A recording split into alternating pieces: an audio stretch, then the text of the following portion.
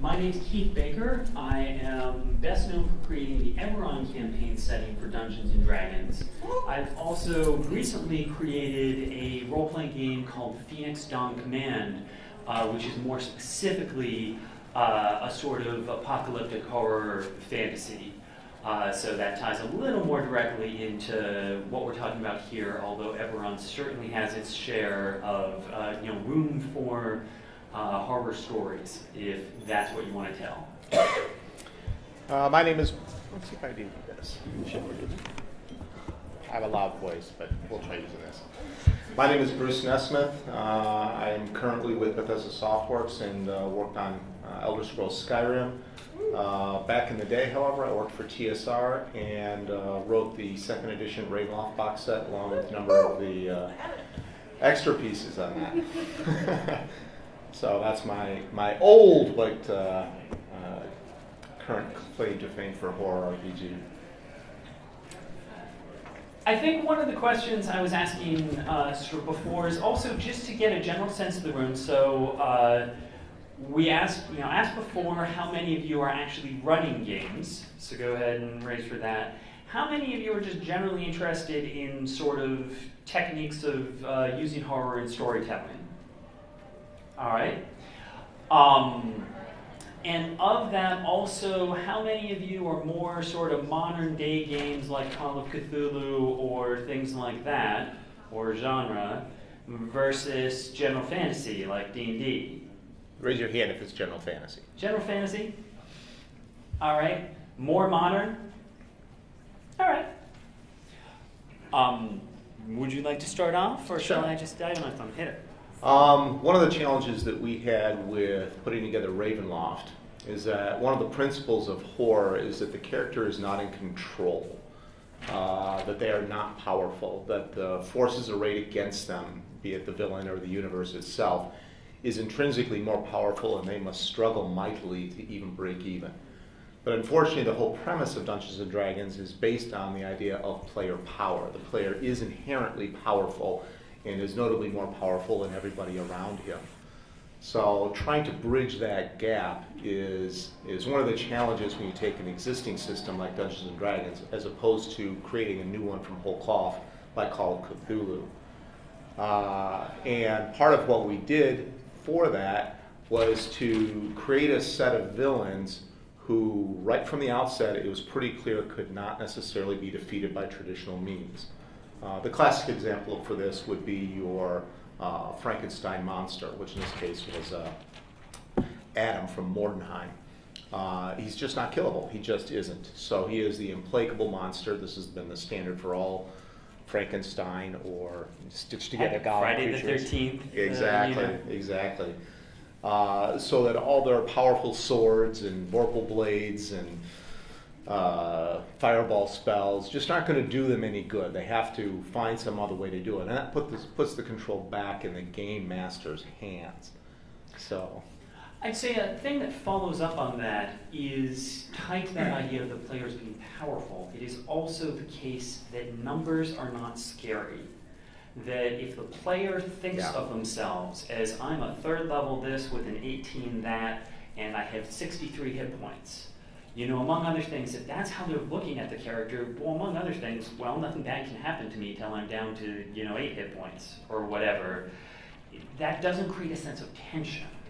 And so you want to look for ways, again, to make the players, first off, not just think about their numbers and their characters. The one thing is, again, creating villains that frighten them even though their character has power. Another thing is to try to get them invested in things other than themselves, places, characters, because basically, even if they know, you're probably not just going to slaughter my character off the top of, in a random encounter, because even if you did, that's not scary. If we get to know someone, we like that person, well, you might kill that person. That's something we don't have control about. One of the things I'd immediately drop onto that is, well, how do you do that? How do I actually get you interested in, you're going to be hanging out at this particular tavern, that's like our base of operations. How do I get you invested in the innkeeper so that you care about what happens? one of the things there is ask the players questions, involve them in the narrative. If you're staying at this tavern with the bartender, I'm going to ask the players. I'm going to say, well, the bartender is a guy named Max, but you, how old is Max? You, tell me something that you notice about him. And the point is, once the players start adding details, they say, oh, he's got a limp, he has a scar on one side. They start thinking about these things. They get invested in the story in a different way than if you just tell them these things are out there. Describe something about the inn that catches your eye. The more that you can get them to add details, even if you have to drive the story because you know where it's going, you know what's going to happen, the more that it starts to become theirs, the more they're going to care about what happens to it. I absolutely agree. Particularly on the numbers point. But one of the things that I think horror role-playing requires that traditional fantasy role-playing does not is much more classic role-playing, much less die rolling, and much more acting on the part of the game master, acting on the part of the players, because it's character-driven, it's emotion-driven, it's not numbers-driven. That's, as Keith actually said, is not going to scare anybody. At the same time, a little bit more lurid descriptions also help. If your players aren't good at describing the environment, I think that's a really interesting tact. I never thought of having them actually contribute the descriptions. Then you yourself need to describe it. Along with numbers not being frightening, death is not frightening. Just saying I'm going to kill you doesn't mean anything to your typical role player. They've experienced that so many times, it's not even funny. There has to be something else that's going on. Oh, I'm not going to kill you. I'm going to make you eat your toes, or something that's evocative, something that puts an image in their head that goes deeper than just, well, I have to regenerate a new character, because that's not the right kind of scary. That's not what you're looking for. But I would also totally agree that developing your NPC characters is very important. In Tracy Hickman's classic Ravenloft module, you start off with a character who you later find out is the principal villain's reincarnated true love. So you get invested with her because she is with you. And if the game master does his job right, you want to help her. And so threats to her are actually seen as a little scarier than threats to you. Exactly. You know your numbers. You know I can take 60 hit points and nothing does that right away, but you know nothing about her. And you know how a single hit could potentially take her out. And the more people get invested, the better. Following up on the idea of, again, lurid descriptions and such, I completely agree. Again, you're trying to draw people into the scene. I will say something we throw into Phoenix is even there, I like to get players to add details in some circumstances, specifically because what is scary to one person isn't scary to another. So for example, in a Phoenix adventure I've run, you're in a forest, you come into a grove that has a statue of the forest guardian spirit. And already I can say, and you see, someone's been sacrificing people here. There's body parts strewn around. And the idol, something is wrong with it. It should be a benevolent deity, but now you can see that the lips of it have been sewn shut with vines, and there's one other detail about it that really unnerves you. What is it? The first time I ran that, a guy said, oh, the statue has no eyes. And I said, well, you're absolutely right, it doesn't. And moving forward, anything that had been corrupted by the spirit would claw its eyes out. And this is one of the things that they discover that, a friend of theirs gets taken over and claws her eyes out. And it was a way to, again, make it personal to them, but it's the same way I might be terrified of spiders. So to me, doing a whole thing with spiders is scary, but again, what is it your particular group of players is going to find unnerving? And it is important, as the game master, you have to drive the story. You are bringing, the mystery. But where there are little moments to say, and now you add a detail, zombies are another good example. A pack of zombies is, scary thing. They're dead. They're animated. They're coming to get us. But also there. If I say a mob of zombies is pressing into the room, you see an old man with a broken leg dragging himself forward. You see a little girl with a bloody teddy bear. But then I will actually say to each of you and describe one of them that catches your eyes. These are people from this village. What do you see? And then as I'm describing the fight, as they're killing zombies, as the zombies are attacking, I'll say, oh, and that is the midwife you mentioned, clawing at you. Because again, part of the point is a pack of zombies is a number. Once you actually get them to start thinking, these are villagers who have been taken by this thing and transformed, people who had normal lives. That's what makes that actually scary, is this could happen to me, this could happen to anyone. I'll add two things to that. I think the thing you talked about with the eyes is a really good example of foreshadowing. And foreshadowing is a good storyteller trick, period. But I think it's even more essential in a horror RPG setting, because you don't just want to have something grotesque happen. The zombie leaps out of the shadows and claws your eyes out. Isn't as scary as for the last half hour you've been seeing corpses with their eyes clawed out, and then the zombie comes and tears your eyes out. That sense of foreboding and anticipation of what might happen. If you watch horror movies, they do that all the time. There's all of this forewarning, all of this presaging of what might happen or is going to happen in the future. And you should use that same thing. And on the second part of what Keith said, I think also along the lines of not using numbers so much and doing more description, when it comes time to do the attacks, don't just say, and the zombie hits you for 5 points. Say the zombie lurches forward, it swings its right arm with eagle claws on it that rake across your bicep and then you can give them the number for it. But make the sense of what is happening a little more visceral, a little more tied to the gut reaction you might have to this. And especially, likewise, if you're dealing with monsters, like you're dealing with, the shambling Frankenstein sort of monster, who the point is, oh, he's all but indestructible. When people roll and, I hit him for 12 points of damage, don't just be like, oh, he's fine. You want to say, oh, you drive your spear into his chest, you feel, ribs snap against it, and he just pulls it out and tosses it aside, seeming not even to care. You want to have that. One of the tricks that I've used, for example, is this only works with pre-built characters. It doesn't work so well if you've got a long-term campaign, is don't let the players take control of their hit points or their health or whatever other mechanic is being used. You track that. It's more effort on your part, but when you tell them, oh yeah, that hurt really bad, they don't know, oh, I've got 4 points left. They don't know what they have.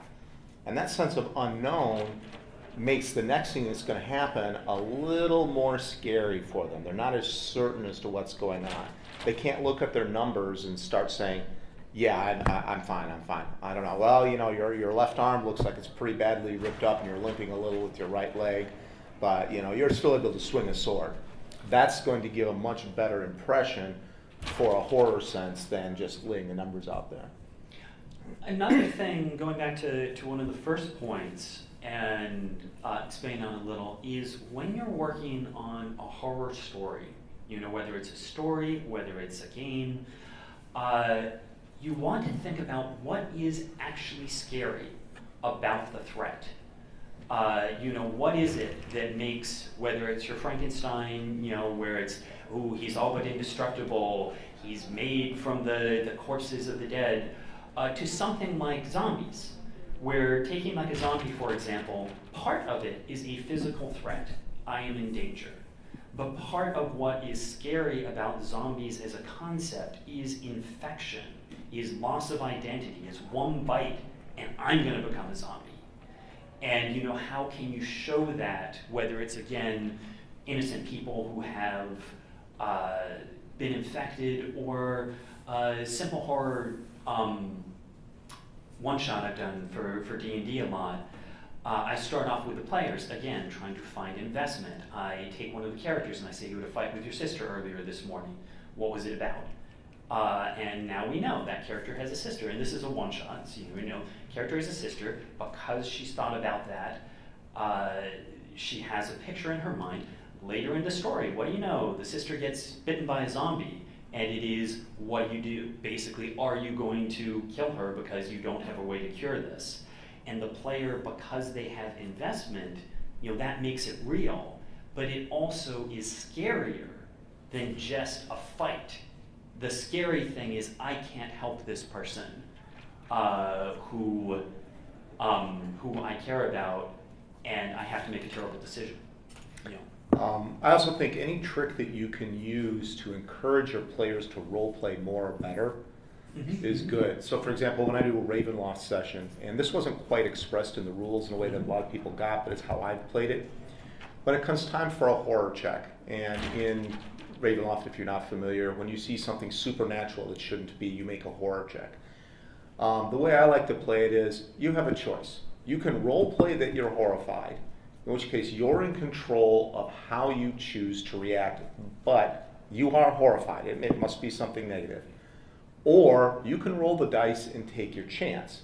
And if you fail, I'm in control of what happens to your character. But if you succeed, you're able to shrug it all off. And this kind of encourages them to be part of the role-playing process. It encourages them to choose to act out what's going to happen, as opposed to risking that I'm going to make them fling their arm into the fire to get rid of the zombie bite, rather than do something more sensible. And I think that also comes back, we had the question earlier about, okay, but my players just aren't that invested in their characters. How do I get them to care?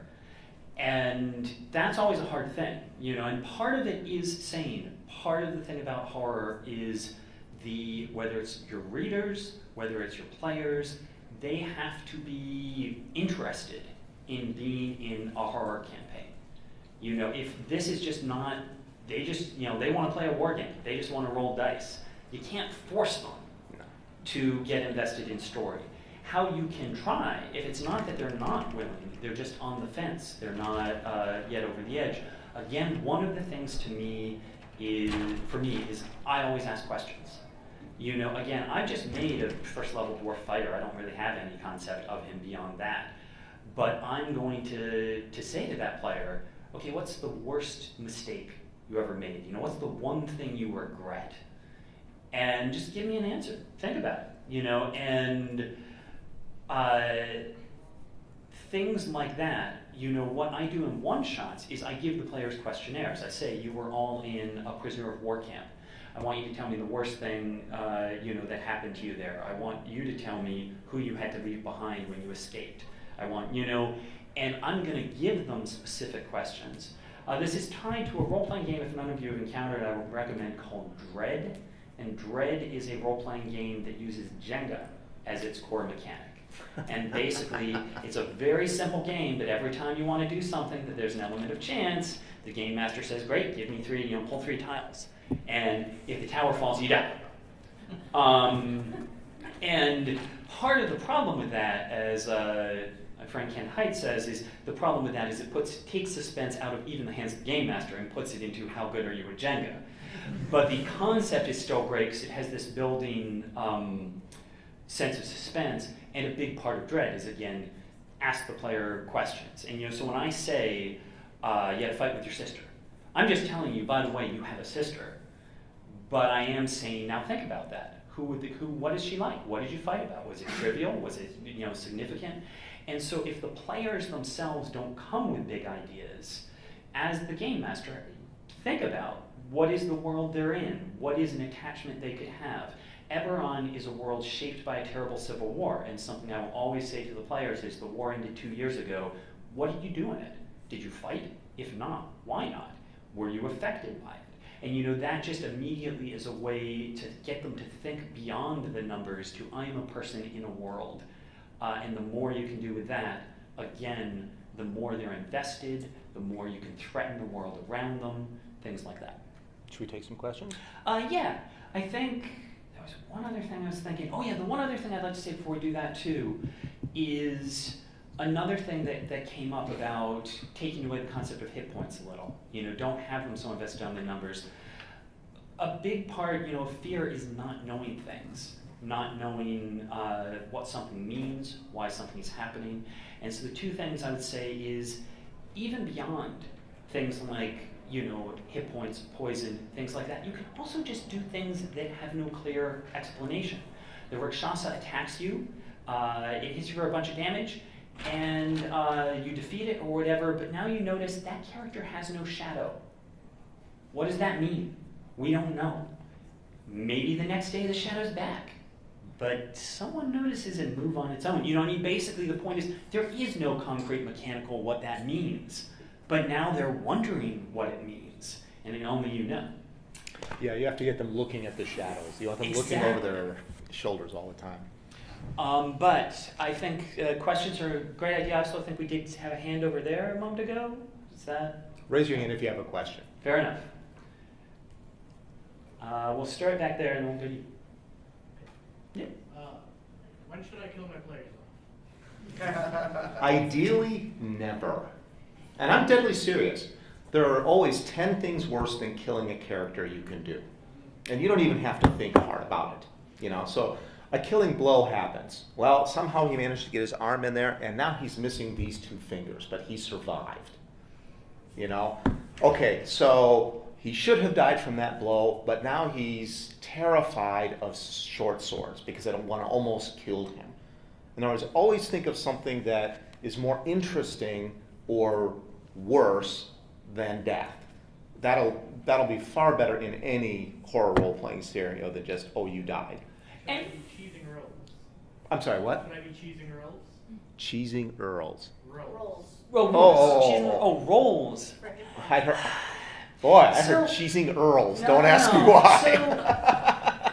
So it's an interesting sort of question. What I like about your suggestion, is again, it's not saying that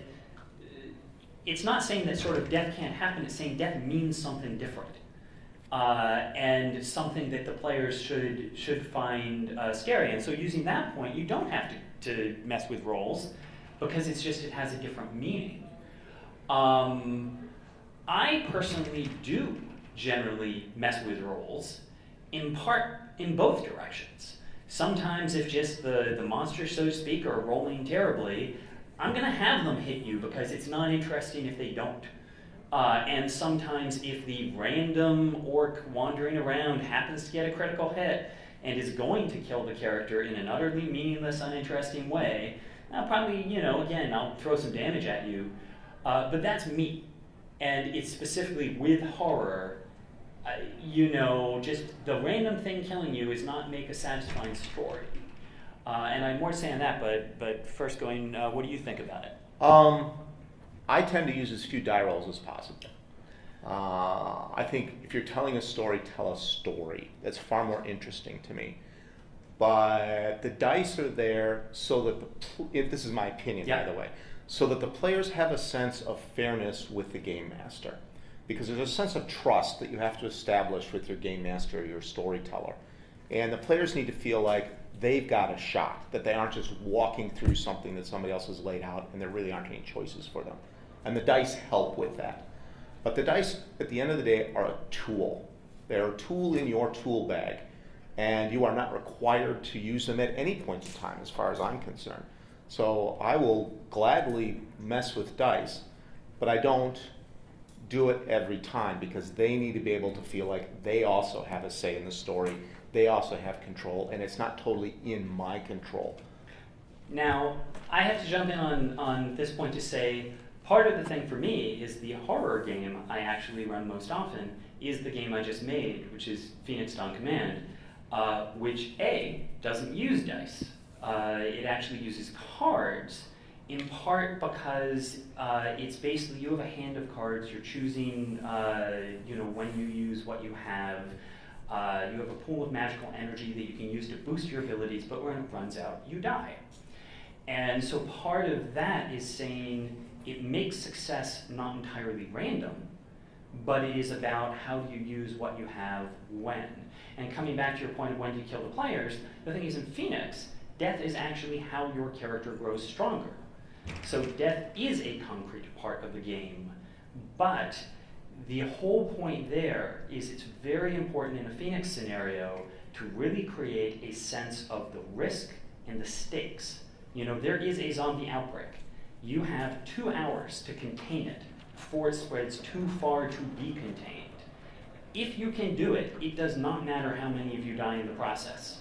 But if you all die, then by the time you come back, the story's not going to be over. You will come back.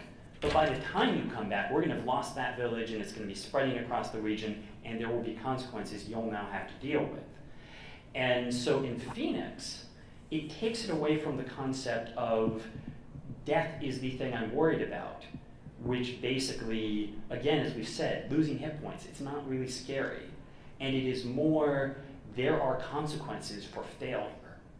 And it's not that I'm afraid of dying, it's I want to make sure if I die, I am doing something incredible and amazing with it. I am Gandalf holding the Balrog at the bridge so the others can get away. That's when I'd kill a character. Exactly. When they're getting to do something epic. However you want to define epic, that's the time to kill them. And I'm not going to waste too much time talking about Phoenix, because I'm talking about that later today, but I am saying that's exactly with Phoenix. Usually a quarter to half of the group is going to die during a given session, but when they die, it's usually because they're doing something awesome. And that, to me, is very satisfying. Yeah. But we have a question. I'm going to go to the lady behind you and work my way up. Me? Yes. Oh, I thought you were saying the lady behind me. Oh, no. I was wondering, if you find your players are trying too often to find the easiest possible way out without facing the enemies, without facing the danger that they're supposed to be facing, but you don't want to eliminate all choice in the mechanic. Absolutely. How do you make them face the music, so to speak? How do you get them to start fighting instead of running away? So just to quickly rephrase the question in case people in the back couldn't hear, because it's a great question. If you have players who are essentially refusing to engage with the threat, they're always running, they're always backing away, how do you get them to basically face the music, to turn around, to take a stand? That's right. Part of it's going to depend on the individuals involved in the story and whatnot. But I usually start leveraging other consequences. Okay, so they all run away. Well, one of you is now missing your shadow. And just to go off of what Keith's idea was. In other words, you let them know slowly that, yeah, this is going to be worse than if you went there. The other thing you can do is bring the threat to them, but that's very scenario dependent. It doesn't always work in every scenario. But that sense of being trapped and having no other alternative, if done right, can be a good horror mechanic. If done poorly, it can just build frustration in the players so they don't feel like they have any choice. But if you look at most horror movies, at some point the hero or heroine is trapped and has no alternative. They must go forward. So to me, this comes back to, I only briefly touched on, you can have zombies, you can have, Frankenstein. Part of it is what is your particular story and what is scary about it. So if I look again to Phoenix, we have 7 different missions, sort of that come with the game. Each one sort of explores a different kind of threat, and each threat sort of is involved in different ways there. So on the one hand, you have the zombie threat, and just saying that is a thing where, first off, in Phoenix, the players are invested to try and protect people. And so there, what I'm saying is, you can avoid the main threat, but every minute you waste, people are dying. This is spreading, and it will spread. Basically, the threat is time. You have 2 hours to find a solution to this problem, and if you don't, it's going to be too late. It's just going to have gone too far. Time pressures can be good. And that, to me, if I look at examples of horror, is more like the movie Aliens, where what we're saying is that's fast horror. That's, you've got a limited group of people, you have a threat that will just overwhelm you if you don't do something about it quickly. On the other hand, you can have another thing where it's, as we just said, you're trapped. You're sealed in an area. There is something trying to get you. And it could be that the answer isn't defeat Jason. It's find a way to get the hell out of this camp. And, and that basically, again, if you have the indestructible monster, then the threat is, how do we avoid this? Because when we run into him, he'll kill one of us. Actually, that's a really good point. Escape can be the fun adventure too. Yeah. And as a game master, everybody here who's a game master has to accept that you will have to be flexible with your story sometimes. Yeah. And so if you can make escaping be the goal, and that they get to the end of it and they go, whew, you really dodged that bullet, you're a happy person. You succeeded. One last thing I will say. Ultimately, you're playing a game. And to tie to something Keith said earlier, if your players don't want to play a horror game, Yes. then that's fine. So what you can do one of two things. Either you can approach the entire group and say, hey, look, I had kind of this set up as a horror thing, and if you guys aren't interested in that, that's cool. We'll do something else, but this is what I was going to do. If you literally do everything in your power to escape the adventure, I'm going to have to come up with something different. If your players are cool, that's fine. I'm also partial to just going to one person, not necessarily secretly, but just going to one person and saying, hey, I'd like you, if you are willing, to be the motivating power, the one who's like, no, I'm going in there. They're either the stupid lunk who's always going ahead, or they are really invested in the story that I want to go save the daughter or whatever it may happen to be, and have that one person, be above board, be your aid in that. But at the end of the day, you're playing a game, and everybody should enjoy it. And if they're not enjoying it, you probably need to shift gears. I agree with all of that, and just sort of recapping, time can be a pressure, threats to innocence can be a pressure. Again, you can run away. But I like other making people, the escape be the thing. I Yeah. think that's a cool. And so just again, think about what is it that is actually scary about this, and how are the players facing that? Because it doesn't have to necessarily be the monster. And finally, yep. So, in D&D, a lot of the threats are usually like just evil, right? But is making the villain humane kind of detrimental to like the horror aspect? And is there a way to like do that? And I'm not really sure how. Yep. So the question, again, for those in the back, is sure, it's fine and easy when you have a villain that is, clearly, I am evil. How do you have a story with a villain that feels humane or deeper and more interesting, and how do you work that into a horror scenario? When we were putting together Ravenloft, one of the things we very quickly found is that the characters who did not have any human side, I'll cite Lord Sith, for example, not Sith, Soth. Thank you. Yeah, it's one vowel away. Yeah. He's the wrong kind of scary, because you can't sympathize with him. One of the things, even though the players don't necessarily realize it, that can make horror interesting is that sense that I could have been him. This could be me. So if you look at Strahd's a vampire. He's very powerful, he looks down his nose on everybody. But the love of his life was taken from him. His entire existence is, how can I get her back? That's a story everybody can sympathize with. Lost love, unrequited love, something you're trying to recover. And I actually would encourage you to always make your villains have a human side, something the players can sympathize with. It'll make the villains more three-dimensional. It'll make the players feel like they have some way to possibly negotiate, even though it won't ever work, with the villain, because there's something to grab a hold of them. Even our Frankenstein monster character in Ravenloft was sympathetic. He hated his creator because his creator had forced this existence on him, yet he couldn't get his revenge. He was stuck, and we've all known what it's like to be stuck and not be able to get out of something. I definitely agree.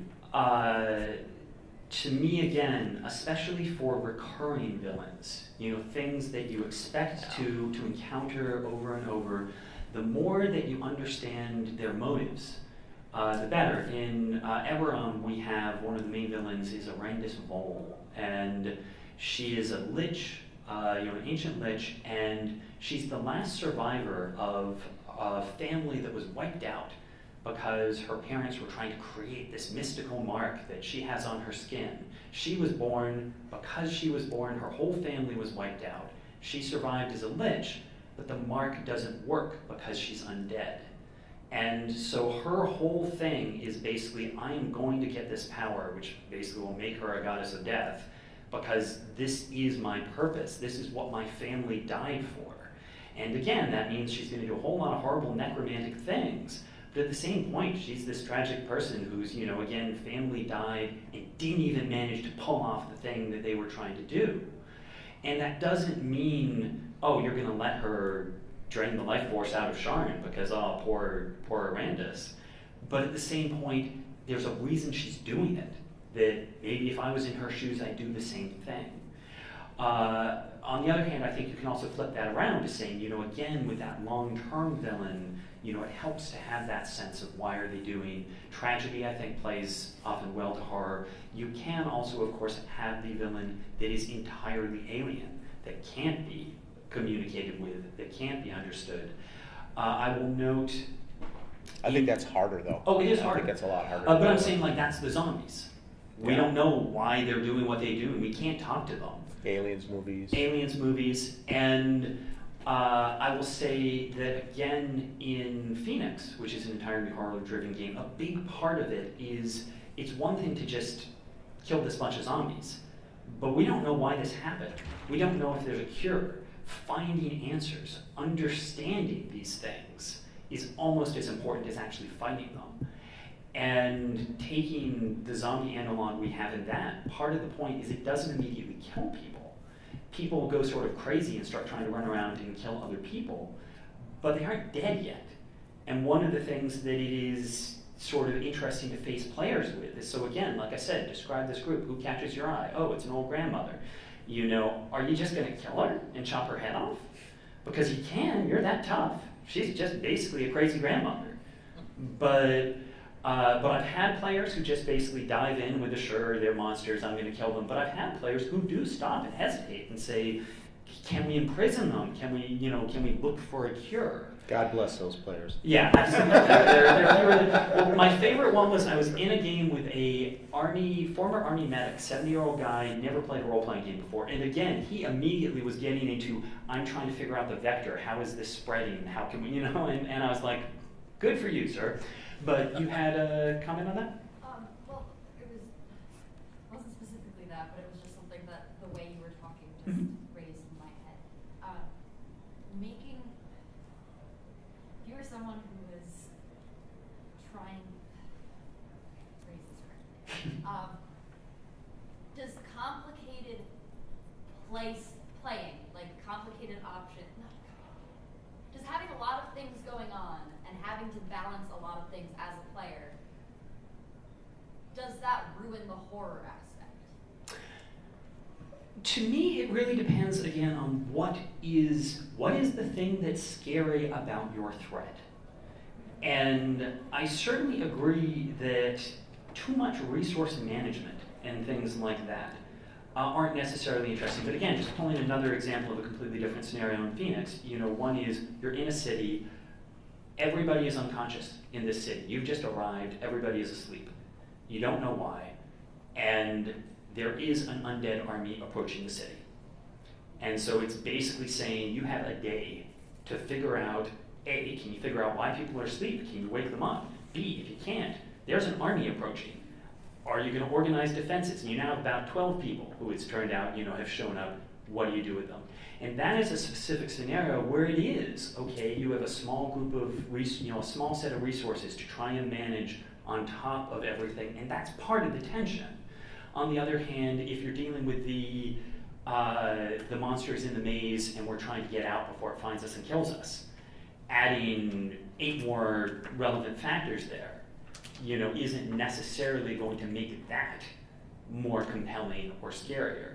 Whereas in the first scenario I just described, part of it is, the scary thing is how do we use these limited resources we have to best protect this entirely helpless, population. In simplest terms, I would say having too much going on is probably detrimental to regular storytelling, not just to horror stuff. No, agreed. How much is too much depends greatly on you and your players and what the things are. I think the more relevant question is, how do those things that are going on work with each other? For example, he was talking about tension.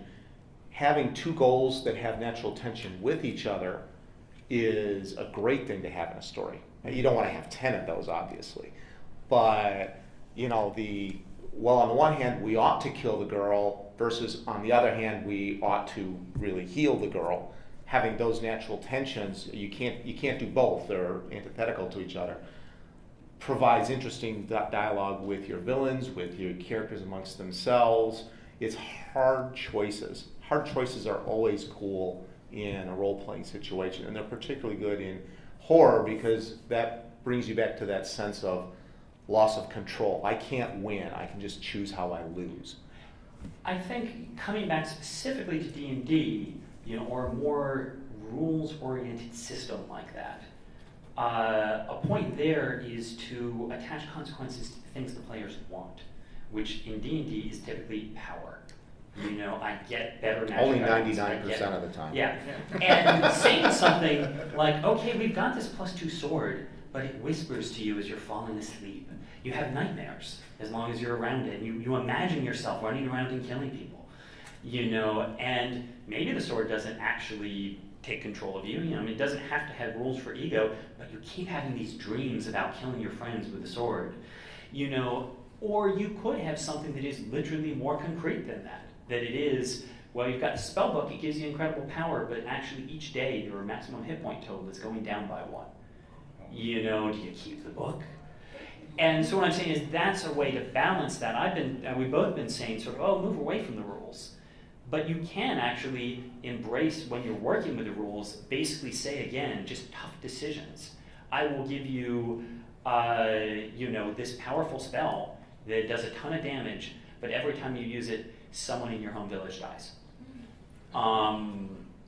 And again, that only works if you have players invested in a thing. They have to care about their village, and a lot of players just aren't going to do that. But if you have those players, once you have people who are invested in a place, in a thing, and as I said, even with the dropping your hit points, if they don't care about anything but themselves, have it be a thing that affects themselves. Again, powerful sword, but your hand is turning black, and it's spreading up your arm.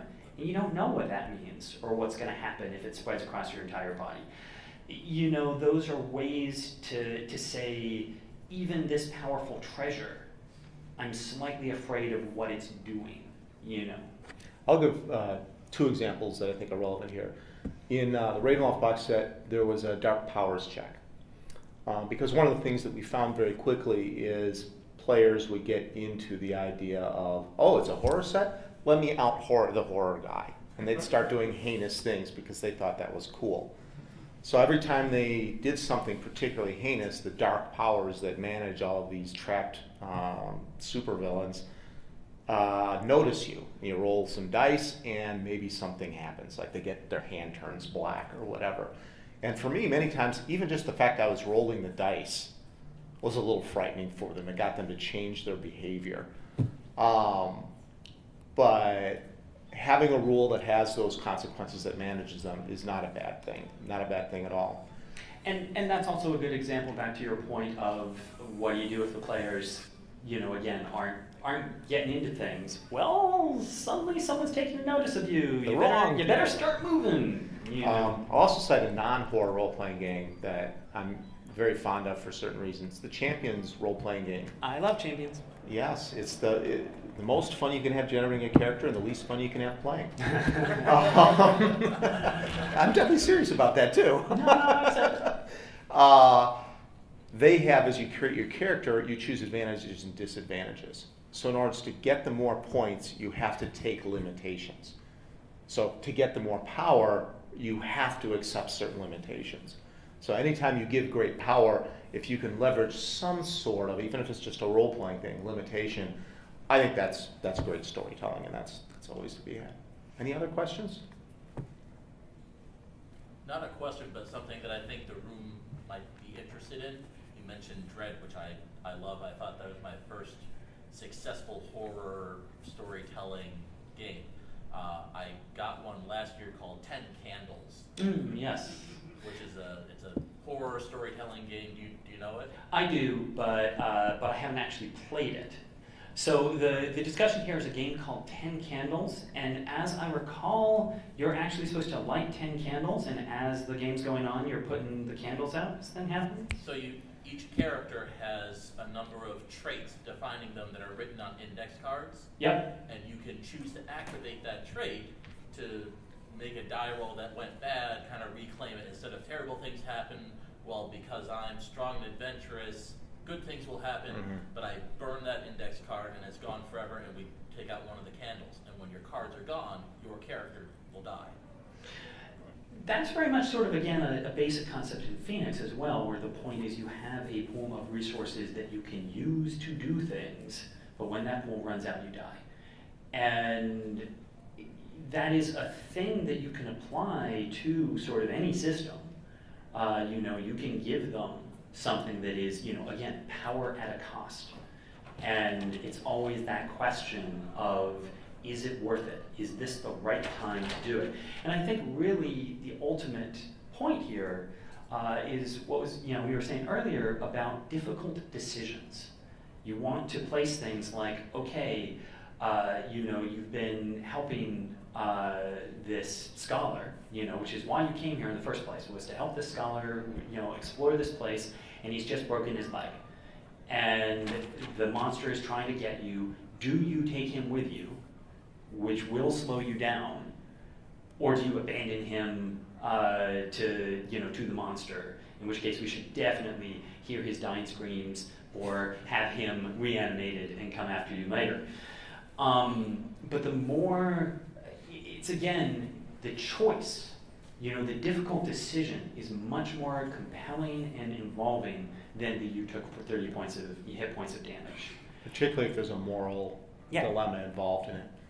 One other thing, just the title 10 Candles made me think of this. I missed it earlier.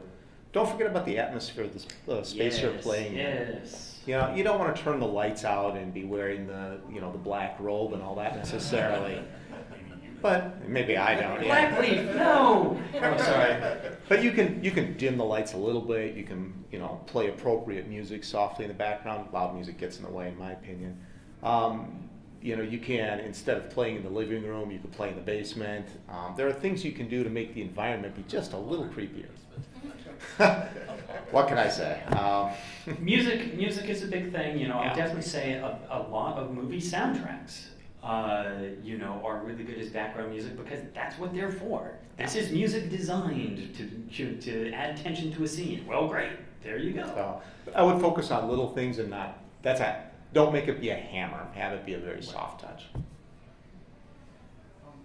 So you mentioned how withholding information, keeping things mysterious can be a good tool for horror, which I have had some good experiences with doing in the past, but I've also had the other experience where I take it too far, withhold too much information, and the players feel like they're twisting in the wind and not accomplishing anything meaningful. Where do you draw the line on that one? So the question, just again to make sure everyone heard, is hidden information. The players don't know things.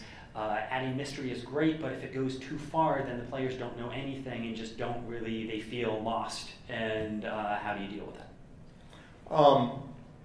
What we were talking about mostly was uncertainty of your own state. That is because that's you. That's the person you're playing. That's the most evocative. You should always be searching for answers as a storytelling element. But at the same time you're searching for answers, there should also be a relatively clear, here's the next thing that we should be considering doing, or the next 2 or 3 things we should be choosing between. You don't want to leave, in a plot sense, your characters twisting in the wind. That's not the information you want to withhold. We were talking about withholding numbers so they focus on emotions. And I think that comes back to the point that was made earlier about players running from the problem. If the players don't understand sort of a direction they could take, then they don't they can't even run. So it's back to the, we're dealing with a zombie outbreak in the village. Do we have a sense of where's it originating from, or something that we're trying to find? Because otherwise, if we're just in a village and there's zombies, sure, we're trying to stay alive, but this isn't actually a compelling story. We have to have some, whether it's clues, they're all sworn in from a single point. What must be at that single point, or something that, again, gives that players that sense of this is what we could be doing to try to make a difference. It's funny, mysteries and puzzle solving end up being very black or white. If the players see it, it seems trivial to them. If they don't, it seems impossible, and there's almost no middle ground there. So what you end up having to do as a game master is you have to be flexible, and you have to start beating them over the head with things sometimes. Look, the zombies are pouring in from all quarters. They're pouring in from the north and the east and the south, but not behind you. And they don't get it. Okay, you turn around and you realize there's an open field behind you, and all the zombies are in front of you. And they still don't get it. Okay, the guy who's crawling in front of you right now says, to the south, to the south. Okay, do you get it now? Now, you find the corpse, and he's traced out in his blood. Yes. Haven lies to the south. So, don't be afraid to kick in and immediately give them another clue if you feel they're twisting in the wind, because that's a bad place for a campaign to be, is when they're Now, twisting in the wind. one thing I do want to add on that, and I know we have two comments here, is also the greatest thing about role-playing games is that it is something we are doing together. When I'm watching a movie, when I'm reading a book, I may see, this is totally where the story is going, and then it's not. And I'm just like, okay, I would have done it this way. Role-playing games, the great thing about it is it can be exactly the story you want it to be. And one of the things I would say about that is sometimes as the game master, that does mean changing your mind, changing from your plan.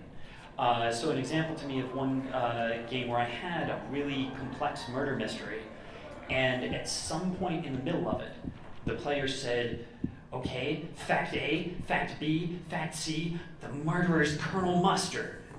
And it totally wasn't, it was Miss Scarlet. But the fact of the matter was that their reasoning was sound.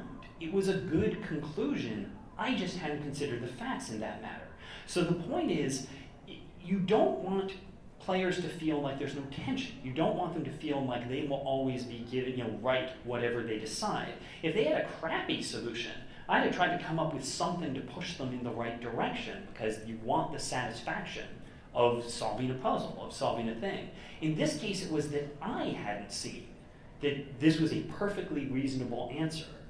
And so they got to the end of the thing, and it was Colonel Mustard, and they were like, yes, we are the best detectives ever. Yep. And so it's again, there's no suspense if the players can't fail. You want players to know that failure is an option, but also remember that it is all your story together. And if the players all become very invested in a piece of it that wasn't what you expected, Go with it. go with it. So we did. If you can. Sometimes it's going to destroy too many things. Oh yeah, absolutely. And again, you are the keeper. You are the person who it's your duty to make sure this is a compelling story. And so if it's just like, what they're doing is gonna, for various reasons they don't know, It's not will gonna spoil work. things. But again, be willing to change if it works. We have a few more minutes. I know we had two hands a little while ago. Are you good? I have a question about it. Okay, let's start with you. Sure. So mine plays right off of this. So you put the sign in the middle of the road. It says life is this way, death is this way, and there's one guy who really just wants to go down the death path, and you're trying as hard as you can. In my group, it's always all of them want to go to the death way. It's always all of them. What creative liberties can we take to make that very, very poor decision that we just can't, and there is no logical reason, as far as we can tell. How do you make that, what tools can we exercise to make that more compelling than just, okay, you die. You ran into the Shoggoth forest, right? One of the things I would drop on that is, just from a personal experience, is sometimes you want to say, okay, and you all die, and let's explore that. Like, I had one game of D&D that I was a player in, and we all got killed by vampires, and working for the bad guys, and they all killed us. And it was this long, grueling, miserable fight, and we hated it, and we all died, because our fire hadn't shown up that time. And the game master ended up basically just saying, well, the wandering cleric resurrects you, and we pretend it never happened. And what I was saying is, No, I want us all to become vampires. I want us now to be working for the bad guys and just completely turn it around until we can find some way to break this curse. And, in other words, what I was saying there is I wanted to say, yeah, we made a terrible decision. We failed, but let's make that the story. Now, that doesn't always work, but I'm saying if it does, don't be afraid to go that way. That's the be adaptable But you might thing. have a more practical solution. I would go two directions in that. First of all, it is always dangerous to provide your players an option for something that is not really an option Yes, for you. absolutely. Just like don't have them roll a die for something that you're not prepared for every outcome. Seriously. So I would never present them with you're in the middle of the road and it's death to the left and it's life to the right. I just wouldn't do that. But if for story purposes I needed to do that, it can't go from I'm on the road and everything's hunky-dory to 1 foot off the road and I'm dead.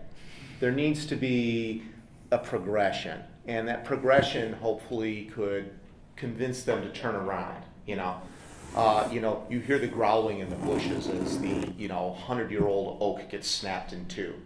Okay, we're going to keep going forward. Okay, the moon is blotted out by this big horned shadow up ahead. Are you still going that direction? And that progression hopefully would lead them back. But to Keith's point, you got to be, if you give them the option, give it to them, you have to be prepared for what happens if they take it. You have to. I will also say the other option is to play Phoenix, because then if they all die, well, then we move to the next scenario and just carry the consequences of their terrible decision. Off of the guy in the purple hat's question, to me it raised making perception checks or checks of different kinds, because there are pieces of information, to me, in a good campaign, although sometimes it can make it difficult, that are hidden, although not unattainable. Right. When I GM, I'm usually playing Shadowrun. I haven't run other games before, and so it's like, what makes it frustrating is the difference between everybody has perception and only some people have astral perception. Right. Something that you have to make an astral perception check for. If you don't have somebody on your party who can do that, you're not going to get that piece of information. Mm-hmm. So this is really a two-part question. How often is it smart to do that, or is it at all smart to do that, have hidden information that can be found, or should you tell them everything? And on the flip side, should you be asking them to make those checks, or should you be hoping that they're smart enough to go, I make a perception check, and not tell them that there's something to be found, but hope that they realize that they can find something? Well, I think we've hit on a couple of points that tie directly to this before. Yes. What we were just saying is, again, don't ever ask players to make a roll if you're not prepared for the answers. So what I'm saying is coming Both to answers. that, basically, if the story is not gonna work, if everybody fails their perception checks, then you have a problem. Change the story. Change the story. If the story just changes if they fail or succeed at a perception check, well then okay. That's a good story. You've got to make sure that even if nobody makes the check, nobody succeeds at the check, or nobody has the skills, that the story will be satisfying.